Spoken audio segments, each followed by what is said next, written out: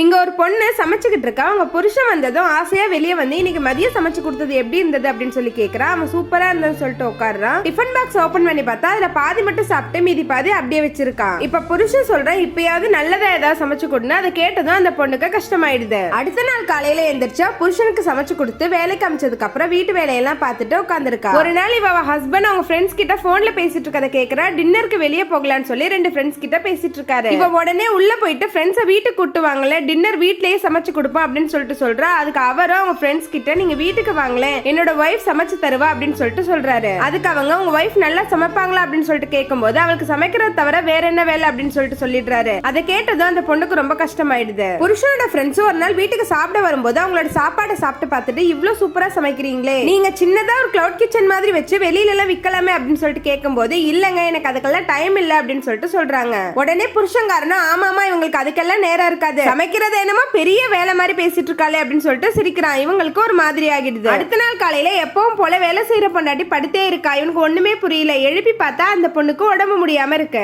இவனும் வேலைக்கு போறான். ஒரு நிமிஷம் யோசிச்சவன், நான் இன்னைக்கு வேலைக்கு போகல, உன் கூடவே இருந்து இன்னைக்கு உனக்கு தேவையானதெல்லாம் பண்ணி தர அப்படின்னு சொல்லிட்டு சொல்லிடுறான். இவனும் சமைக்க ட்ரை பண்றா. ரொம்ப கஷ்டமா இருக்கு. வீட பெருக்கிட்டு இருக்கா. சுத்தமா அவனால முடியல.